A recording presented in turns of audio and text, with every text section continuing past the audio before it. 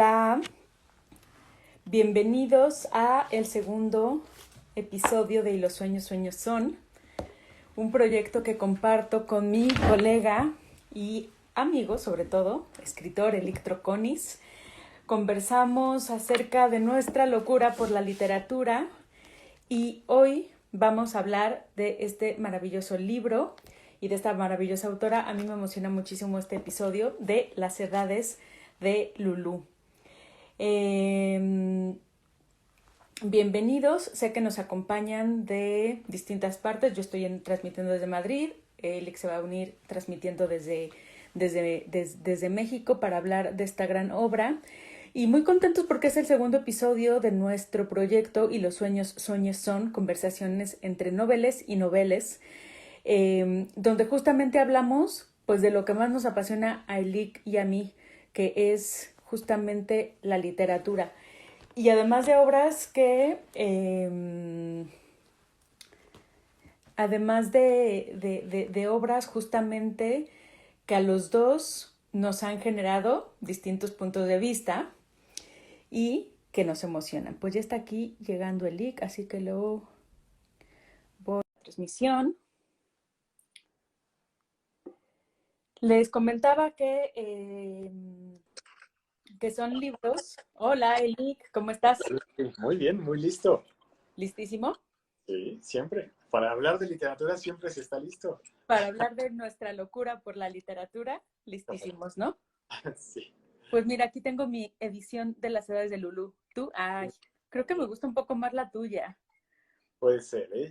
La portada, la Sí, portada. Bueno, el es una contenido es el portada en mismo, realidad. evidentemente. Este también es de Tusquets, fíjate, pero no sé por qué hicieron esta edición, porque es reciente, la compré hace poco. Ok, ok. Bueno, y Pero que ya hablaremos de algunos momentos de las diferentes ediciones que hay de esta novela. también porque esta trae un prólogo importante que justamente pues nos dará información. Pues ya la gente se está uniendo, así que sin más, yo te cedo la palabra. Ya les dije que este es nuestro segundo episodio y que estamos muy contentos de poder hablar de la locura por la literatura que compartimos. Sí, señor. Pues una locura más quijotesca en todo el sentido de la palabra, hablar de literatura, hablar acerca de historias que no existen, que nunca existieron, que no existirán, pero que nuestras mentes están más vivas que muchas otras historias que sí son reales. Y hoy Las edades de Lulú, un libro al que le podríamos poner muchísimos adjetivos: polémico, erótico, censurable, criticable, y ha sido muy criticado, ha sido muy polémico, lo anunciamos desde el pequeño cartel que hicimos para esto. Y bueno, probablemente la primera palabra que nos viene a la mente cuando hablamos de este libro es erotismo. Y yo quiero, o sea, si no fuera porque la cámara no me lo permite, me pondría de pie, me quitaría el sombrero. Y pido que quienes están aquí viéndonos lo hagan, porque en este momento se están abriendo las nubes, está bajando un coro angelical con las trompetas listas, porque no podemos tener a nadie mejor para comentar este libro que Lucy Zamora. Y eso es por muy diversos motivos.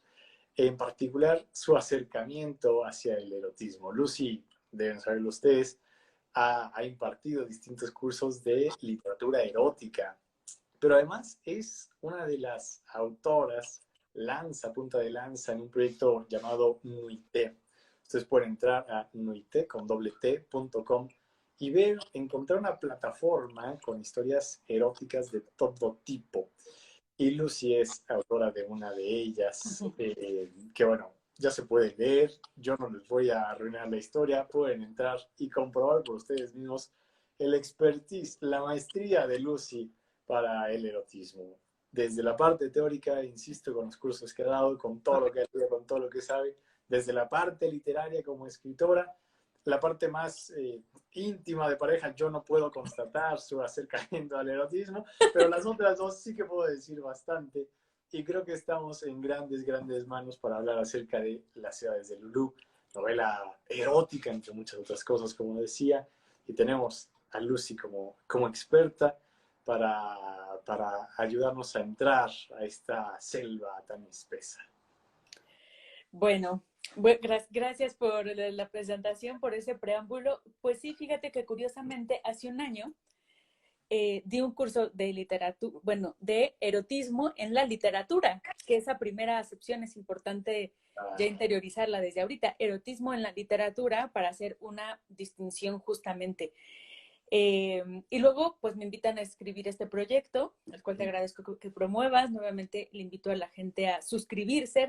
Su correo electrónico y su nombre será suficiente para que tengan acceso a cierto contenido. Funciona como cualquier plataforma de contenido audiovisual, que hoy mismo nosotros accedemos a un montón de plataformas y esta plataforma lo puedes tanto leer como escuchar.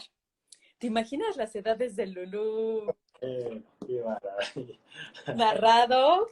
Híjole, y bueno, con esto ya voy entrando al tema que sería fabuloso, pensé, tenerlo narrado en voz de su propia autora, pero desgraciadamente hace un año que yo tenía este acercamiento a la literatura de Almudena Grandes, porque tú no me podrás contradecir que lees esta novela y pues te cambia algo, te abruma, dices, Sí, ¿qué sí, está pasando desde el capítulo número 1? Entonces, bueno, cuando yo leo una obra así que me impresiona mucho, que me gusta mucho, pues investigo más de los autores. Estaba dando el curso paralelamente. Había una serie de conferencias aquí en Madrid, un festival muy importante de literatura donde estaría Almudena Grandes. Entonces, fueron como muchos estímulos y muchas cosas que me fueron llevando a ella, a su literatura. En ese festival, desgraciadamente, no pudo ir a recoger el premio porque justamente 1 o 2 semanas después, pues moriría. Estamos justo hoy celebrando, bueno, el 27 de noviembre fue el aniversario luctuoso, el primer aniversario luctuoso, y Eric y yo pues elegimos este libro pensando pues en que también le podríamos hacer un lindo homenaje a Almudena Grandes por, pues ya simplemente, digo, yo creo que esta invitación será una invitación a acercarnos a toda su literatura, pero yo creo que con esta obra, nada más ya vale la pena hacerlo. es Hablando, una obra para abrir boca en todo el sentido de la palabra, ¿no? Para abrir bien la boca de la sí, sí, sí, inspiración. sí, en todo el sentido de la palabra, tienes toda la razón. Y a mí una de las primeras cosas que me llamó la atención de Almudena Grandes al empezar a investigar más de ella, al escuchar entrevistas, es que, bueno, ella gana el premio La Sonrisa Vertical por esta obra en 1989, que es el año en la que se publica. Y es una obra que la catapulta a la fama de una forma en que ella misma acepta, pues que no se lo esperaba. Y desde ahí, ella dice, ¿no? Yo tenía como un camino ya totalmente abierto para ser un tipo de escritor, a lo mejor irme por esta línea también erótica que había funcionado, con ciertos un universo que ya había construido, pero también había temas que yo sabía que en un mediano y en un largo plazo, sobre todo, yo quería abordar. Y si me aprovechaba, bueno, pues como de esa fama y de ese boom, pues quizá no hubiera podido realmente hacer lo que me nace, ¿no? Entonces me gustó mucho como su coherencia, porque bueno, tú y yo que compartimos el oficio del escritor sabemos pues que esas decisiones son trascendentales, ¿no? A veces la fama y el marketing alrededor de una obra pues te pueden llevar a muchos, no sé, incluso hasta lugares del mundo, pero te pueden alejar del escritorio y también te pueden encasillar en una temática. Entonces, bueno, ese fue para mí una de las primeras cosas que me llamó la atención, además de que, bueno, pues ella era una veinteañera que se atrevió a romper todos los cánones, todos los estándares, porque recordemos que, bueno, pues en el 89 todavía se vivía una sociedad cerrada, con ciertas ideas, bueno, tanto religiosas como políticas, porque toda esa generación aún arrastraba pues temas que venían arrastrando por el franquismo y que precisamente no permitía hablar abiertamente de eso. Pero yo pienso en nuestros países, en Latinoamérica, en los tabús que existían, que los mismos escritores, bueno, vamos a hablar un poquito más adelante de Julio Cortázar, decía, los 50 era una época en la que apenas los escritores nos empezábamos a abrir a ciertas cosas. Entonces, bueno, por ambas razones, me parece que es muy, muy admirable lo que hizo Almudena Grandes por lo que se jugaba, ¿no? Porque también ella pudo Bueno, pues, de hecho fue muy criticada y luego hace ciertas aclaraciones. Sí, esto nos sirve un poco para hablar de que 15 años después de que se publicó este libro por primera vez, como decía Lucy, en el 89, eh, pasados los 15 años, es decir, en 2004, se publica una nueva edición en la que Almudena Grandes revisa el libro, hace algunas modificaciones y publica también un prólogo en el que habla de la recepción de la novela en su momento, de la historia de ella como escritora, con estos pininos suyos, primera novela, como decía Lucy, de la manera en que le abre la brecha. Y también se toma el tiempo, un tanto cervantinamente, porque lo mismo hace Cervantes en la segunda parte del Quijote, de contestar a las críticas que se le hicieron al salir este libro, ¿no?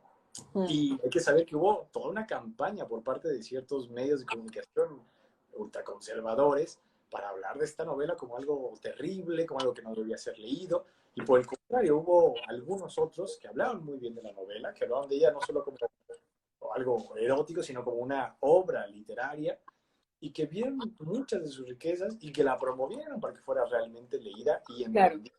Porque también podríamos irnos con esta novela por la mera imagen de que es para calentarnos como la literatura erótica. Y no, esta novela es ante todo una novela. Antes de ser Novela, novela erótica, es novela. claro, Y eso vamos a ir desenmarañando en este episodio. desenmarañando. Sí, y creo que justamente esa defensa que hace de su obra es muy válida y, y de alguna forma creo que demuestra que es una gran novelista, porque bueno, ella después de esto escribe varias obras más de diversas temáticas, pero empieza a preparar el terreno con años de investigación para lo que va a ser su proyecto literario más ambicioso, que se llaman Los episodios de una guerra interminable. Su admiración total, ella decía que, bueno, su maestro era, pues, don Benito Pérez Galdós, que por supuesto había también escrito sus episodios de guerra y se inspira mucho, mucho en ello. Y otra razón por la que Almudena termina siendo polémica y en cierto sentido rechazada, ahorita voy a contar unas historias que sucedieron en Madrid precisamente a partir de su fallecimiento hace un año, porque Almudena lo que hace es darle voz a los derrotados, a los exiliados, a la gente que luchó en los montes, a todos los silencios que se tuvieron que guardar por miedo a las represalias a partir de la guerra civil.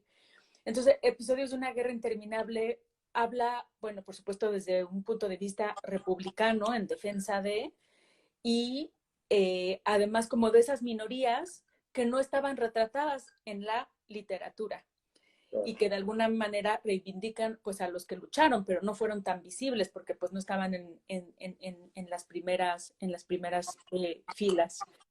Eh, Cuando muere Almudena Grandes, deciden hacerle un montón de homenajes en Madrid, bueno, comenzando por las debidas condolencias que expresa el gobierno por una ciudadana muy reconocida, empieza la intención de hacer la hija predilecta de Madrid y esas condolencias no vinieron de la oposición y esa misma oposición fue la que dijo como hija predilecta de Madrid.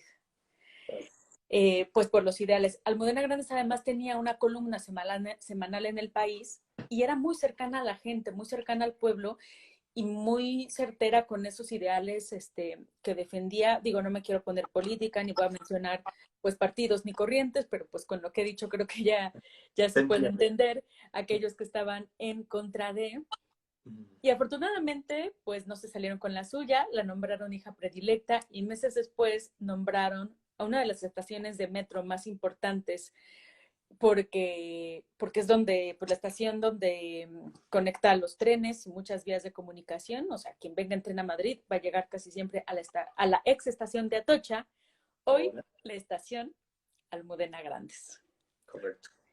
Y, perdón, adelante. Me parece uno de los reconocimientos importantísimos, ¿no? Tal vez muchas veces los reconocimientos llegan tarde para los artistas en general, después de su fallecimiento, pero también es cierto que Almudena Grandes recibió premios en España, el Nacional de Literatura, por ejemplo, incluso aquí en México, y que esto me parece una reivindicación muy importante. Madrid es una ciudad donde además hay muchísimas estaciones de metro, por ejemplo, con nombres de grandes escritores, pero me parece importantísimo que haya sido en el caso de Almudena por el tipo de obra también por ser escritora mujer, evidentemente, Claro. y que se esté dando su nombre a una estación tan importante, el nombramiento de hija predilecta, a pesar de tanta oposición en las asambleas, ¿no?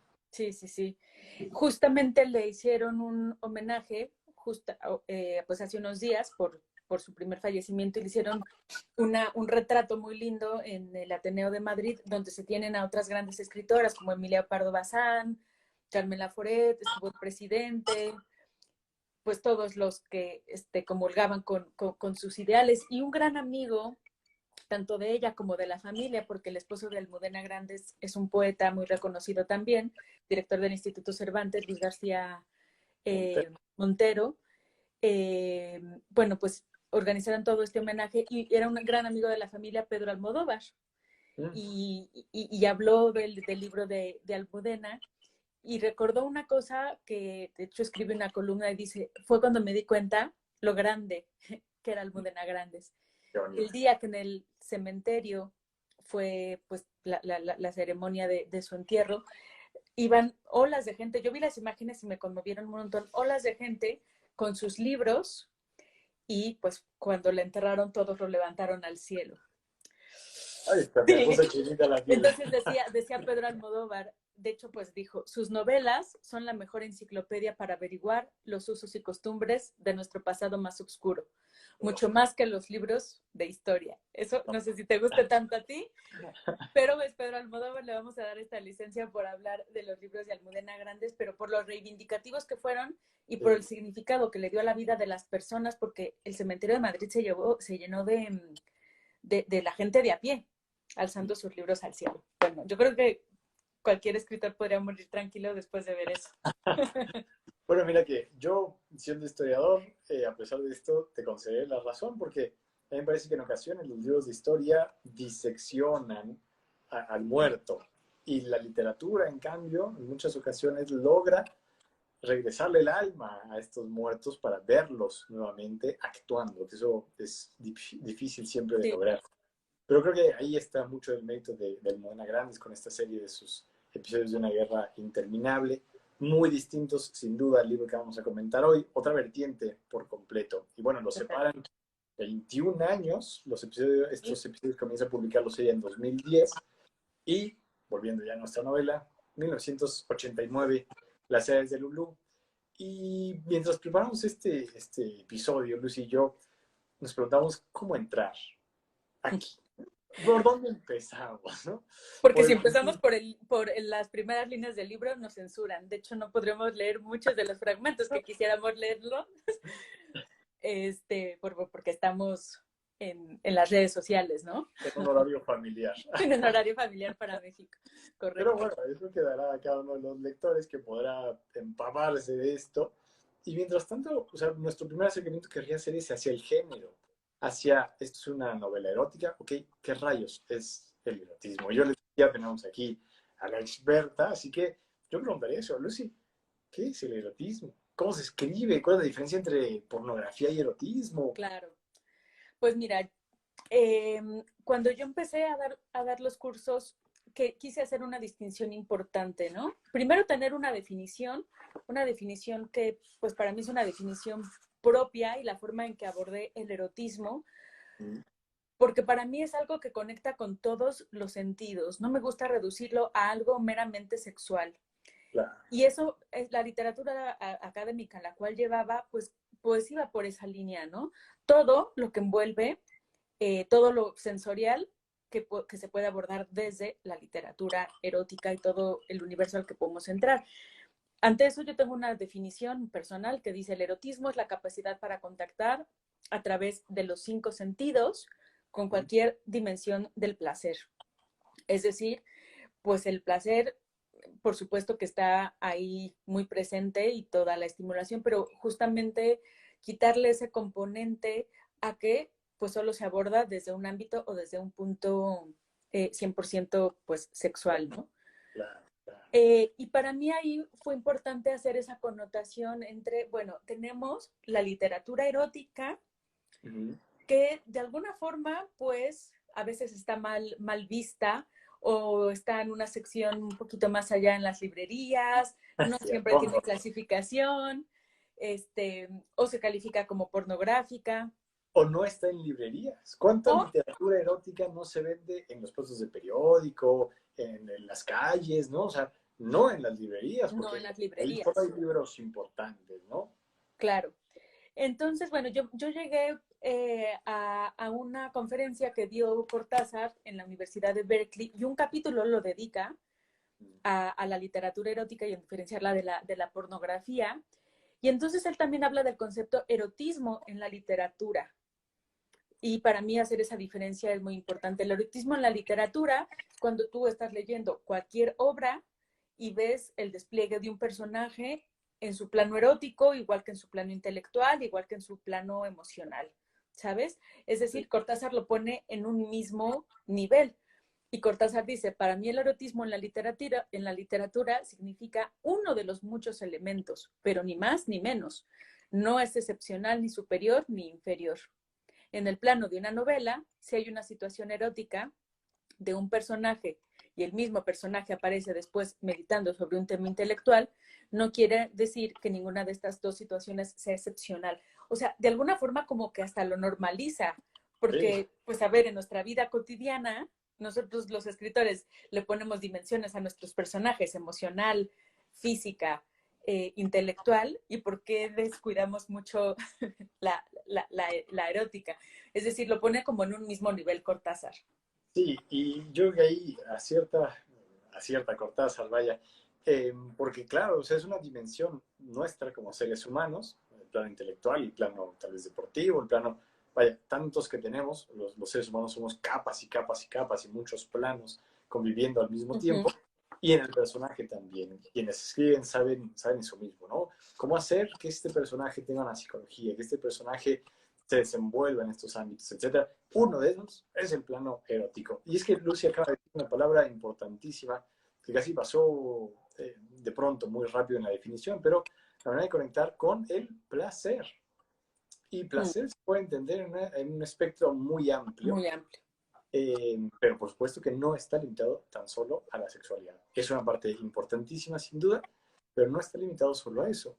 Y tener un personaje con sus características eróticas nos permite tener algo, un ente de ficción mucho más cercano a los entes de carne y hueso como Claro. nosotros, que sí tienen esa dimensión, que o sea, están pensando constantemente al ver a otra persona, al estar en distintas situaciones, siempre están también pensando en ese plano, ¿no? Y entonces creo que es la invitación de Cortázar y creo que eso no lo vemos como parte de las historias que leemos, que no es literatura erótica, sino Ajá. erotismo en la literatura. ¿Qué sería literatura erótica? Pues esa literatura donde el 100% de la obra está cargada con elementos eróticos, sensuales, sexuales, sensoriales. Es decir, porque la trama puede girar alrededor de eso y porque creo que pues lo vamos a platicar pues, ¿no? Justamente en las edades de Lulú, la construcción de los personajes y creo que es otra cosa que yo le interpreté a Cortázar porque bueno, yo eh, platicando nos dimos cuenta que era parte de mi interpretación, no tanto de su afirmación, que de alguna forma al hacer esta diferencia entre pornografía y erotismo, pues Cortázar habla de que la pornografía es algo siempre negativo, despreciable, que se Comercial. escribe con deliberación para crear situaciones eróticas y que provoquen al lector. Es decir, cuando él dice deliberadamente, para mí es que, bueno, este personaje no tiene que ver ahora con ningún desarrollo sexual y lo pongo en una escena solo porque sí, deliberadamente, para generar placer y crear un poco de morbo en la lectura. Eso es la pornografía para Cortázar y esa es la gran diferencia. Y que va muy encaminado a lo comercial. A esto va a calentar a los lectores, esto lo meto aquí y ya está, ¿no? Habrán de saber ustedes que nos ven en vivo y a todo color, y a todo color, y que hace no mucho me encontré por ahí un librito de literatura erótica, es así, o bueno, pornográfica, diría Cortázar. Uh -huh. Y lo compré porque dije, Lucia, ahora que está con UIT y que está escribiendo sus historias eróticas, bueno, puede ser que esto ayude en algo, ¿no? lo comencé a leer, llegué a la segunda página y casi vomitaba, porque no hay historia, no hay personajes, no hay trasfondo lógico, es solamente el autor queriendo mostrarnos, miren esta escena sexual, miren hasta dónde van a llegar, y es que hay de literatura a literatura, y hay de literatura erótica a literatura erótica. Entonces creo que esa distinción que hace Cortázar en cuanto a que en este libro solo se quiere calentar sexualmente al lector, a diferencia de en este libro tenemos una historia, unos personajes, y Claro. lo erótico es parte de ello, es enorme. Es que es enorme, sí, sí, sí, para mí es abismal, porque ya si buscas algo deliberado, lo platicamos alguna vez en, bueno, pues es como otro género, la literatura policíaca. No vas, por mostrar eso, no vas a forzar escenas ni a forzar cosas relacionadas a un hecho policíaco. Cuando se hace eso, cuando ya estás obligando y llevando a los personajes a un lugar al que no quieren ir, es creo que cuando ya no se está haciendo literatura, ¿no? Y cuando conformas un universo y una estructura de novela, que yo es que por eso mismo siempre me pongo de pie entre la estructura, porque ahora vamos a hablar de eso, hacia la estructura que construyó pues Almudena Grandes con las edades de Lulú, pues definitivamente es cuando podemos hacer una distinción clara, porque creo que todo personaje aquí, sus dimensiones lo demandan, ¿no? Es parte Ahora, de... para terminar este pequeño apartado introductorio, ya que llegamos casi a la mitad del episodio, eh, también es muy importante ver que es una novela erótica, pero que está escrita por una mujer. Y esa perspectiva femenina es radicalmente distinta a la que había habido hasta entonces en la literatura erótica. Porque estamos en literatura erótica y, por ejemplo, uno de los autores que salta es el Marqués de Sade. Pero claro, está escrito Claro. por... Entonces, en el prólogo este del que hablábamos, a la edición que se publica en 2004, Almudena Grandes dice algo que a mí me parece fundamental para entender la importancia de esta obra. Fíjense ustedes. Los deseos o fantasías masculinos se pueden calificar, y de hecho han sido calificados, con la mitad de los adjetivos que aparecen en cualquier diccionario, pero ninguno ha merecido nunca la reprobación definitiva de la desnaturalización. Así, los hombres pueden llegar a obedecer impulsos sexuales de naturaleza criminal, brutal, inhumana, pero nunca, hasta donde yo sé, la sexualidad masculina fue considerada impropia de sí misma, ni siquiera en el ámbito de la cultura homosexual. Sin embargo, cualquier posición femenina heterodoxa frente a la nebulosa ortodoxia, que tampoco se ha formulado jamás con precisión, no merece siquiera el consuelo de la incorrección política. Es directamente impropia, falsa, imposible y por lo tanto, para abreviar, masculina. Y aquí está, he hecho un par de elipsis en esta cita, pero ahí está mucho del valor de esta novela, el mostrar estas situaciones desde la perspectiva femenina. Totalmente. Y creo que pues es algo que nos regala un punto de vista diferente y que también le inserta en un nombre muy específico de tipo de novela que quiero que tú nos platiques. Vamos de lleno a este libro, señores. Saquen las libretas, las plumas, los lápices, porque este término les va a encantar. Bildungsroman. Bildungsroman es un término en alemán que, palabras más, palabras menos, quiere decir novela de formación. Las novelas de formación son aquellas en las que vemos a un personaje desde una edad infantil, juvenil, ir creciendo y formarse, de ahí el término, hasta llegar a convertirse en un adulto. Es, para los teóricos, un tránsito de la inocencia de la niñez a la conciencia de la adultez. Y por eso, desde el título, vemos ya bastante. Las edades de... De Lulu. Y es que la vamos a ver al menos en tres edades. Una primera, en la que a los 15 años tiene cierto despertar sexual a partir de una noche que pasa con Pablo, el otro personaje muy importante en esta novela. Después una segunda etapa, bueno, y esta primera será de conocimiento, con otras parejas incluso, una segunda etapa posteriormente en la que se casa con Pablo y ahora es realmente esposa de Pablo, madre de la hija que tiene con Pablo, y una tercera etapa en la que ella decide separarse de Pablo, deslindarse completamente de él y llevar una vida donde ella sea quien decide.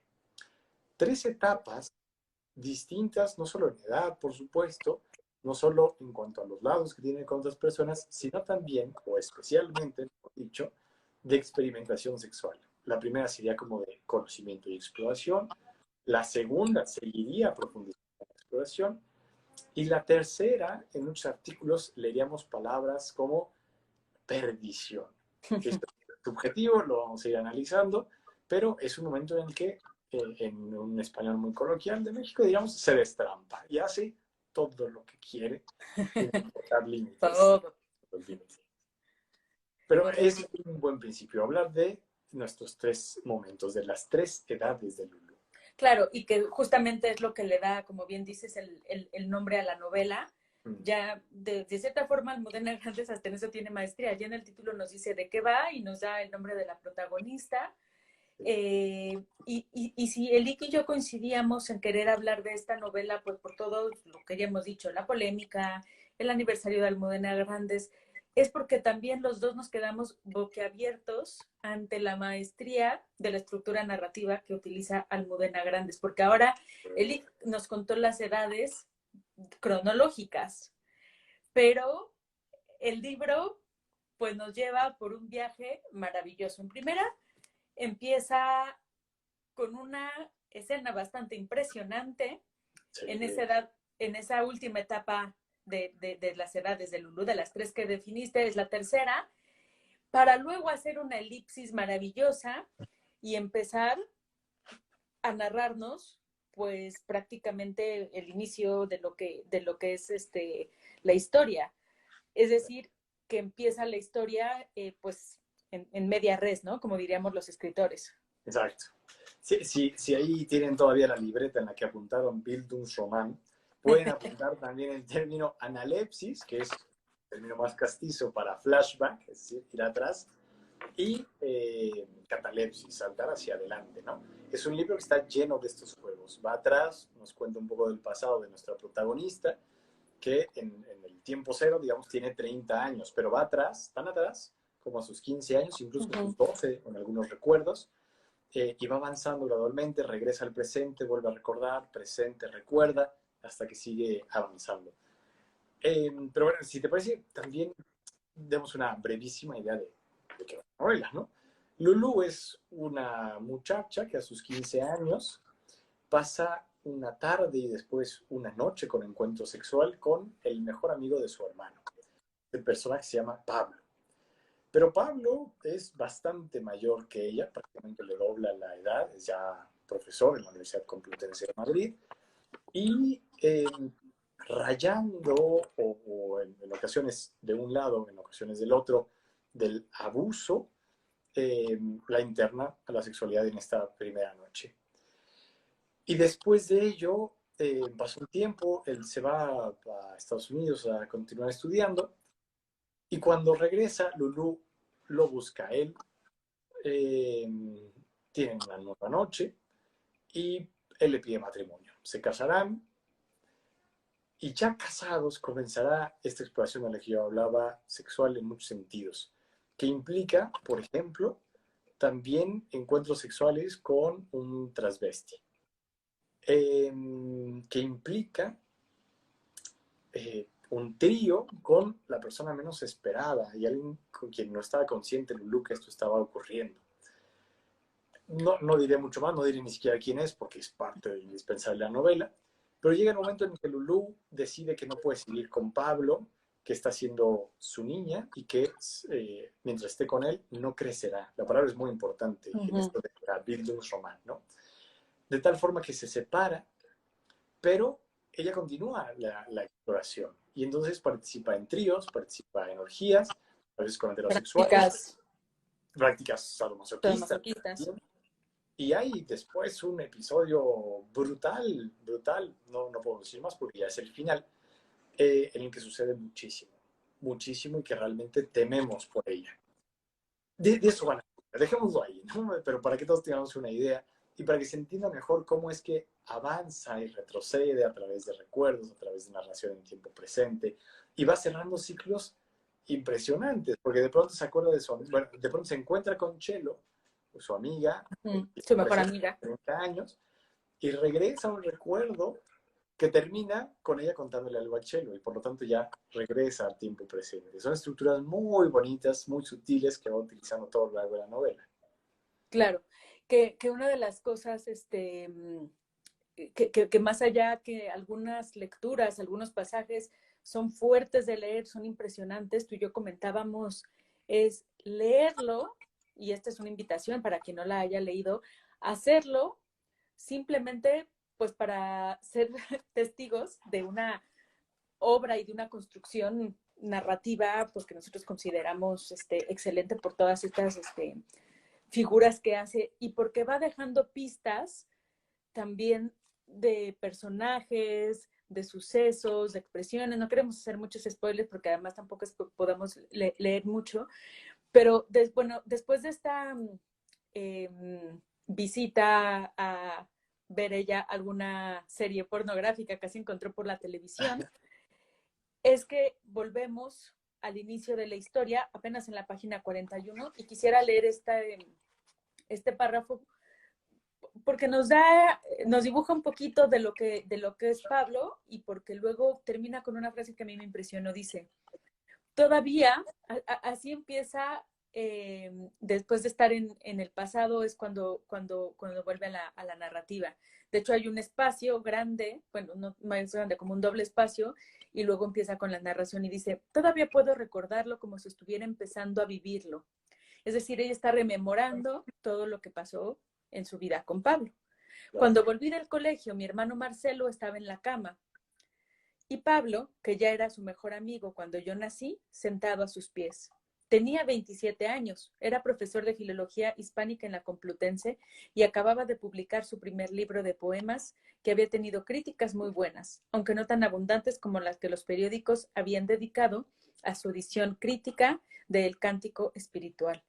De todas formas, eso todavía no me impresionaba, quizá porque no se parecía nada a la literatura de los poetas que aparecían en mis libros de literatura. Era alto, grande y ya tenía algunas canas. Yo le conocía desde que tenía memoria y le amaba de una manera vaga, cómoda y sin esperanza. Y bueno, pues ya de ahí empieza a narrar como también de manera un poco truculenta, Pablo le invita a un concierto, el cual es una niña muy pequeña para asistir y eso llevará pues a su primer encuentro sexual, ¿no? Correcto, correcto. Y iremos viendo ese despertar y ese querer más, parte de ambos, eh, en dos personajes que van a ser realmente sorprendentes para los lectores, ¿no? Cuando pensamos que ya no pueden hacer más o que esto ya llegó a su límite, más y más y más y más.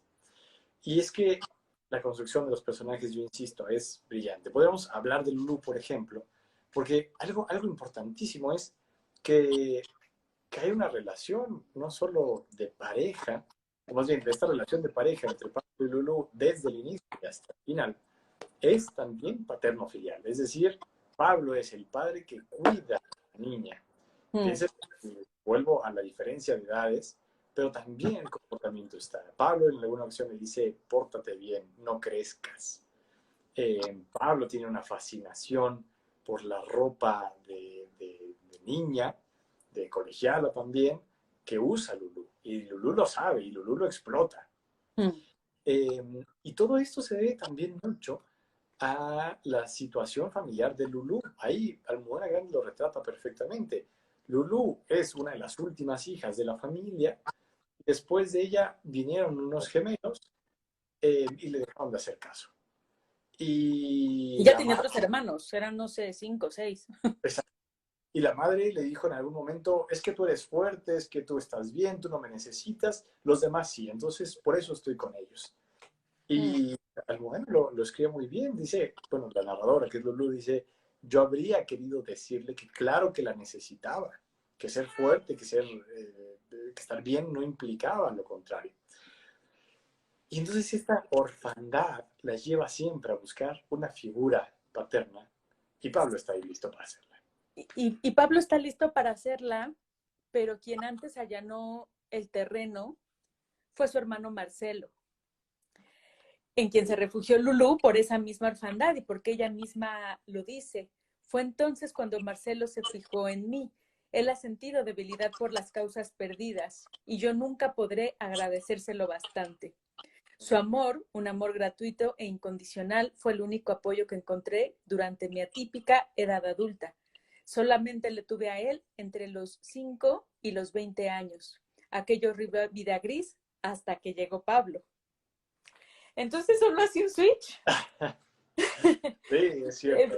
Y esas pequeñas guiños hacia Marcelo, que terminará siendo fundamental en el giro que tome la historia al final, también las va sembrando muy bien Almudena Grandes.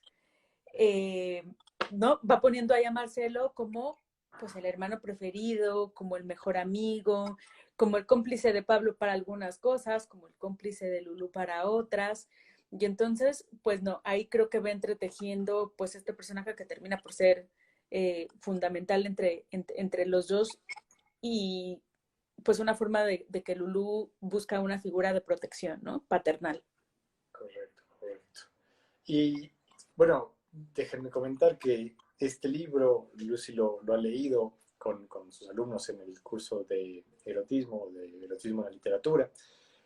Y yo lo he leído también con mis alumnos en el círculo de lectura. Y hemos tenido impresiones muy distintas, ¿no? Desde el que lee las primeras páginas y dice, oh, esto está candente y Sí. buenísimo, ¿no? ¿Por qué no había leído nunca esto antes, no? Hasta quien siente una repulsión tremenda y dice, esto no es para mí, no lo voy a ver. Creo que todas las perspectivas son válidas. Nosotros, tanto en el curso de Lucy como en el círculo de lectura, animamos a los lectores a que lleguen al final. Un libro a veces en la última línea nos da sorpresas increíbles y creo que este es el caso también de las edades del Luke. Entender por qué está hablando de la sexualidad, por qué está escribiendo esta escena que es totalmente cruda, violenta dentro de la sexualidad, Sí. por qué lo está haciendo, por qué me está contando esto que no podría creer de lo despiadado que es, de lo extraño que es. Y hay bastante, hay realmente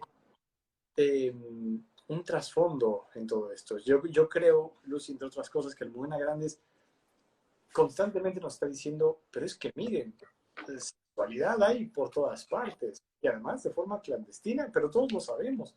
Claro. Lo hay en las esquinas de las calles donde hay sexoservidoras esperando.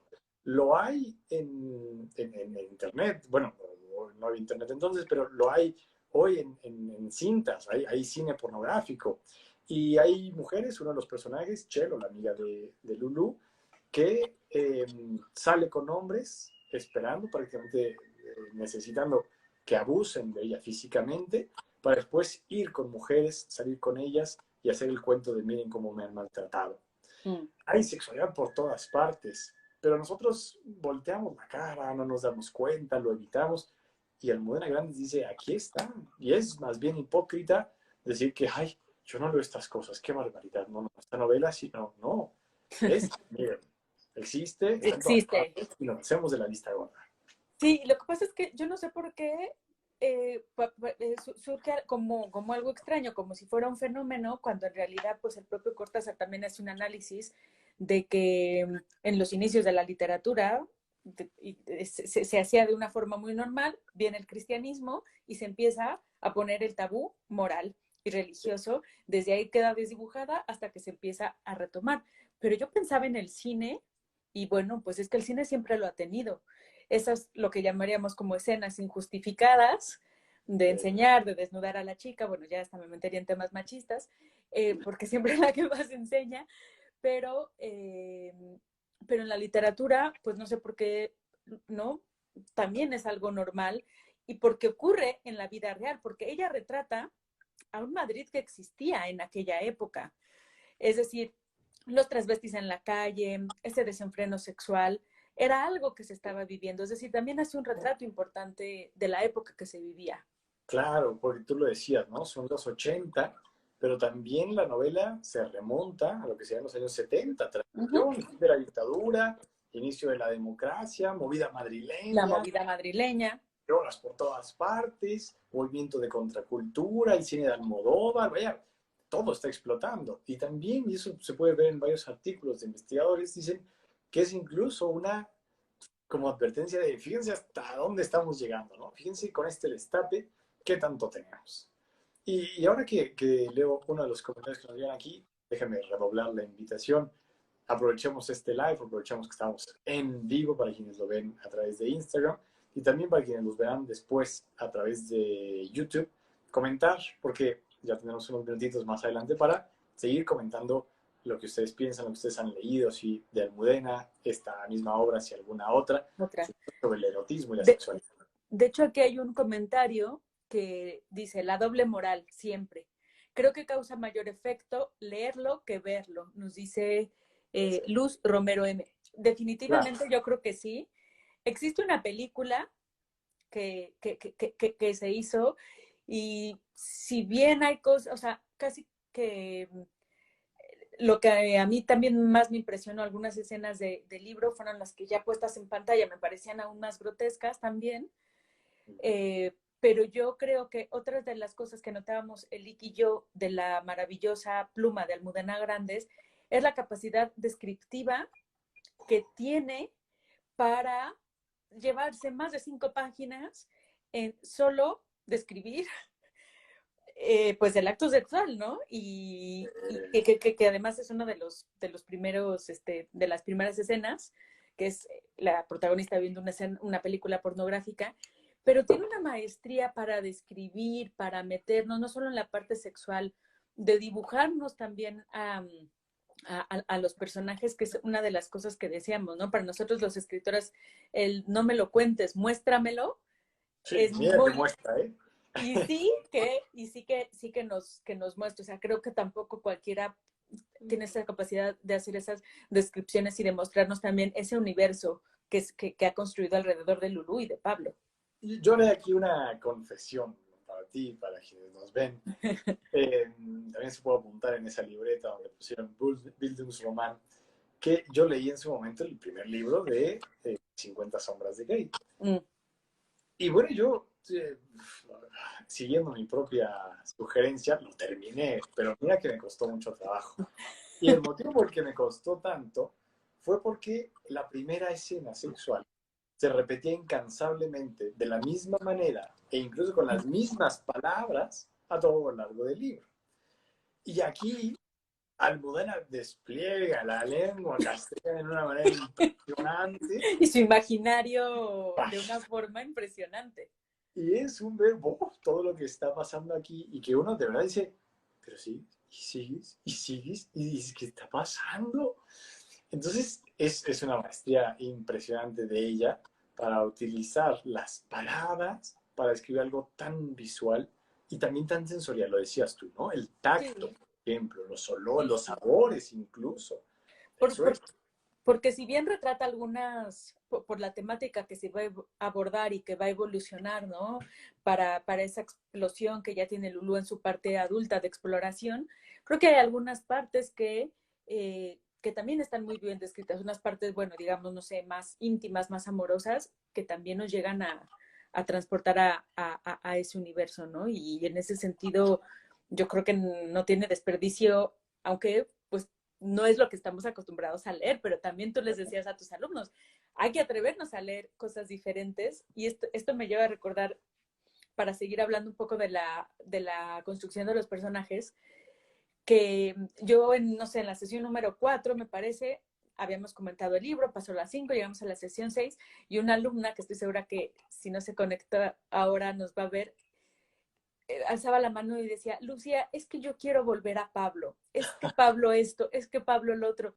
Entonces nos dimos cuenta que si bien, pues la protagonista es Lulú, las edades de Lulú, Pablo era pues un protagonista prácticamente, no sé, me parece que a la misma altura.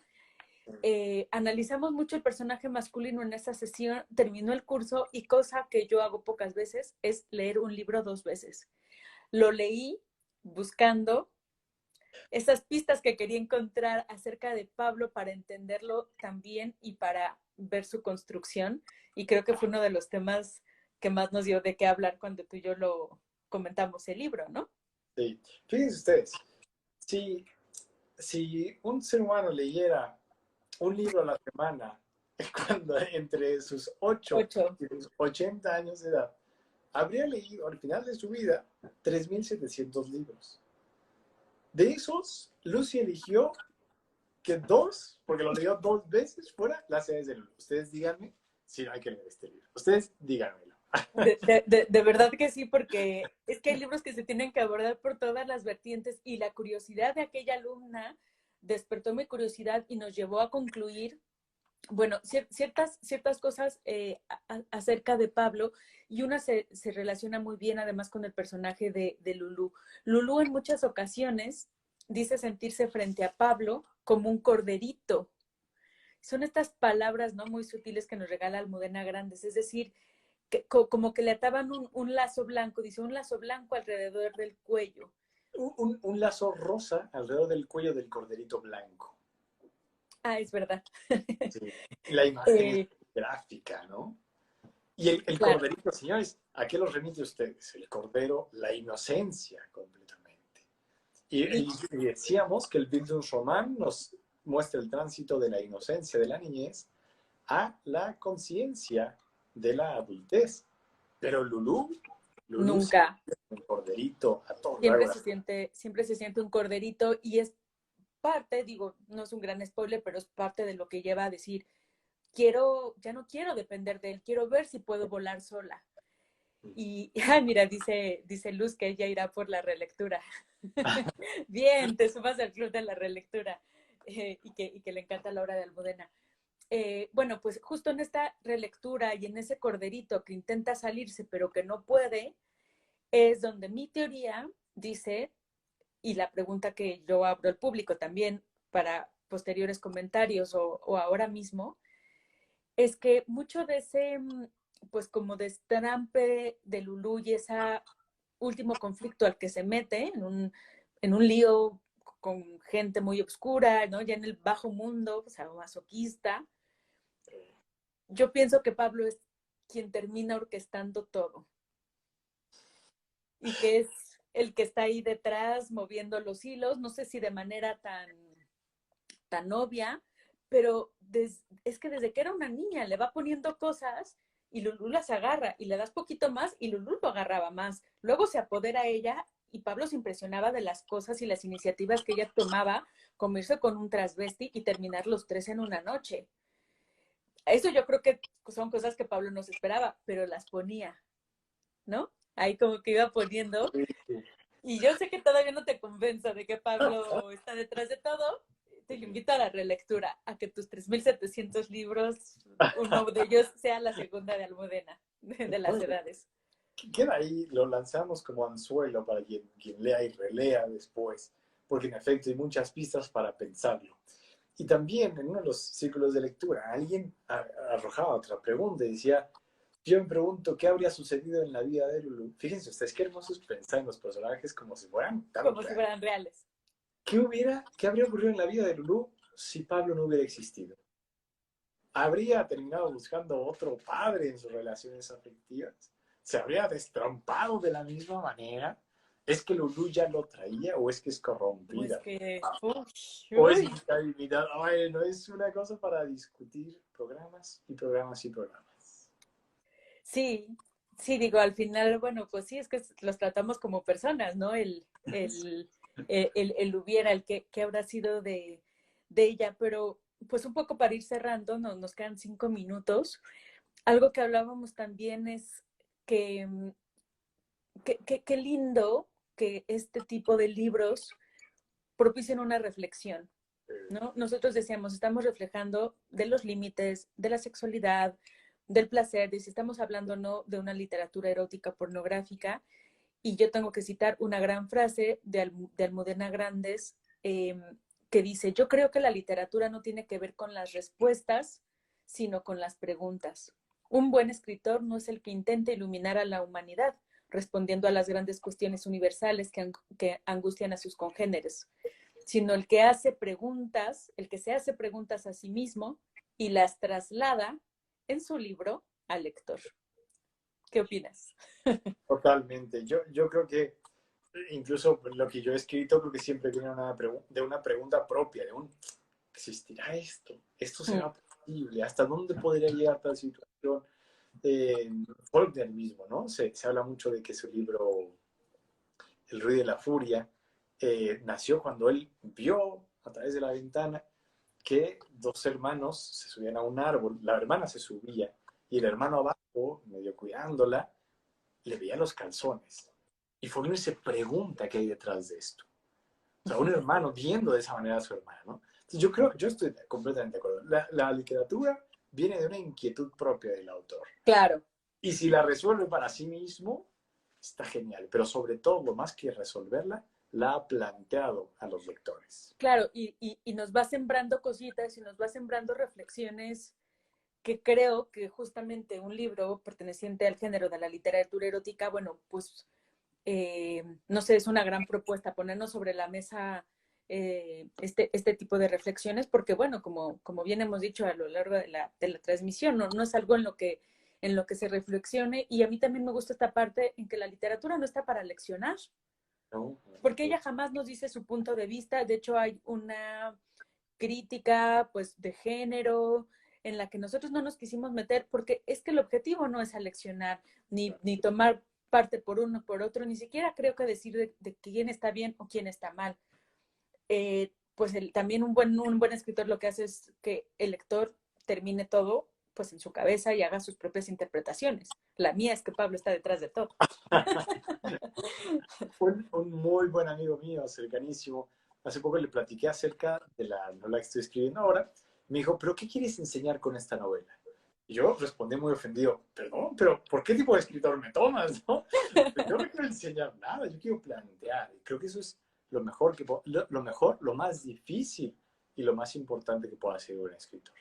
Pero bueno, conviértase esto en una invitación para leer cosas que nos saquen de nuestra zona de confort, otros géneros, otras épocas, otros escritores, todo lo que no sospechamos que nos podría gustar, adelante.